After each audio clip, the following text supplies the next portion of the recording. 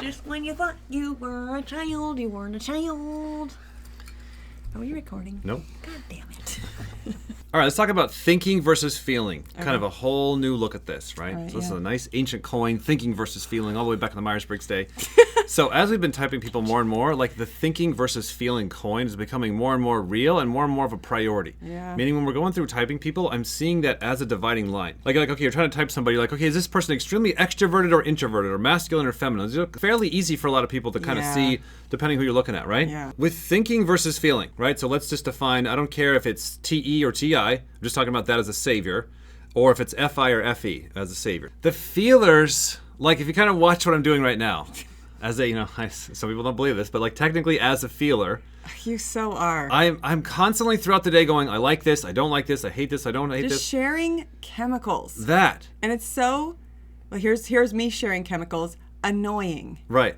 Like, right. Because as a thinker, I'm like, yeah, keep it to yourself. Exactly. So kind of like tell us a little bit about how you as a thinker view feelers. That's it right there. Like, it just feels so, like, keep your goo to yourself. It just feels like, okay, so if the thinkers are like, I just want to see if this plug fits into this wall outlet. Like, that's how thinking is. Like, does this block fit with this block? I want to see if I get a spark out of you. And I'm like, keep it to yourself. Like, this didn't please me. And I'm just like, yeah. Like, that's just my natural reactions. Obviously, it's like, okay, grow up.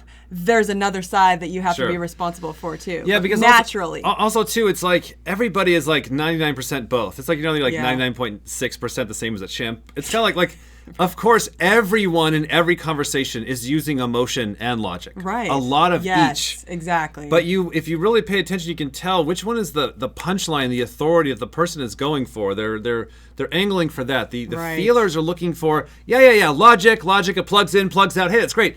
What matters? Yeah, it matters. What excites you? Who cares? Who cares? What is important? Who cares? Yeah. Like, you should like it. Here's how the thinking is. You should like it if it works. Right. That makes me happy when, the blocks fit together. I'm like, yay, we did it. Like, right. It fits. It works. We're all happy now. And everyone who's been sitting there for hours watching the thinkers bang blocks are like, we're not happy. We're annoyed. Right. See? Annoyed. Right. All right, so we've talked about this a million times, thinkers versus feelers, but it's funny how, like, even for us, every few months, it's like, whoa, I'm seeing this for the first time. So I got some clip that I randomly found just watching, jet videos. This pilot guy that landed his Harrier, one of these, like, I actually just randomly, have this on my desk. Like, oh my God. I have one plane. You're such an INTJ. Sitting here for years, and it just happens to be a Harrier. So this is an old British design. They were worried about the Russians bombing all the runways, so they put little vectoring thrust on the plane there so it can do a vertical takeoff because there's no runways because the damn Russians bombed them all, right? So they've been using this plane for a long time. They're kind of phasing it out. Anyways, this British pilot's flying around on his Harrier. He took off from his aircraft carrier but lost radio contact and was running out of fuel. The plane was fine, just couldn't a hear very his buddies. stressful situation. And so he had to go do a vertical landing on some like Spanish cargo ship. It's hilarious. And like he just lands it on the thing and it works. And like he comes and he gets off the ship and everyone's like standing up there with cameras like, oh my God, what the hell's going on? The Spanish are all pissed off and the British are all embarrassed. And it's like a very high stressful situation. Right. When the Alrego and its extra cargo sailed into Santa Cruz Harbor just after midday, serious diplomatic and legal negotiations were already underway, and crowds of fascinated holidaymakers and spectators had flocked to see it. Meanwhile, Sub-Lieutenant Ian Watson at last came down the gangway to confirm that he was in good shape, despite his nerve-wracking experience.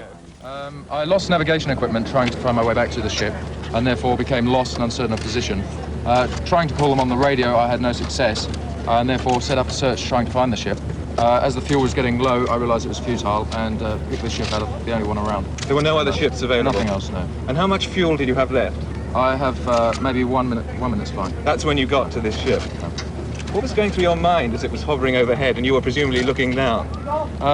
I'd just seen a place to land, and that was my only intention at that time, was just put the aircraft down as safely as possible. It's a very, very small place. You must have doubted your ability to put it down on there. The training we received is pretty good, but even so, it's small, yes. And I think I was fairly lucky to land as well as I did. Like, the blocks would fit, so what else is there to talk about? Right. Because, like, but, like, it was a really small space, and what about the training? It's like, well, you have this, and one of these, and then click, the blocks fit, so we're good What's here. the problem? There's nothing else to talk about. Like, Yeah. what do you want to hear from me? And you as the audience, you're like, are you okay? Right, How you you're trying to get the feeling? emotions out of him. Oh, yeah, like that. Possibly like later on when he went home, like a day or two later, had a beer, he probably like freaked out. Had all the emotions came later. Right. And he realized, holy shit, what just happened? Right. Because if your responsibility is to put the blocks together, be experiencing nervousness and emotions, and you're like, not time for that. Go away. Right. That's a dumb thing to feel right now. I have a job to do. Blocking things together. That's my job. Get out of my way, emotions. Just that's how you do it. That's how you do it. One day I went to see her, and she looks at me and she says, I love you, Robbie. And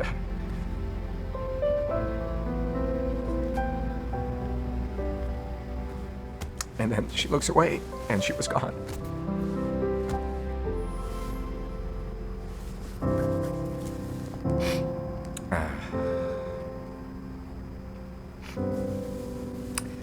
This waltz is for you, Mom. Why are you laughing? Why are you laughing? Inappropriate emotions. We're all crying. I'm crying, and now I'm laughing. Why? Chelsea Handler, why are you laughing inappropriately? Google closed caption.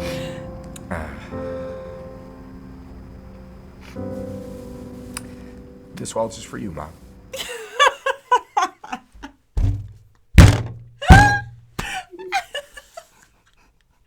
No, it's Mom. We're crying about his mom. Not fucking Bob at the factory.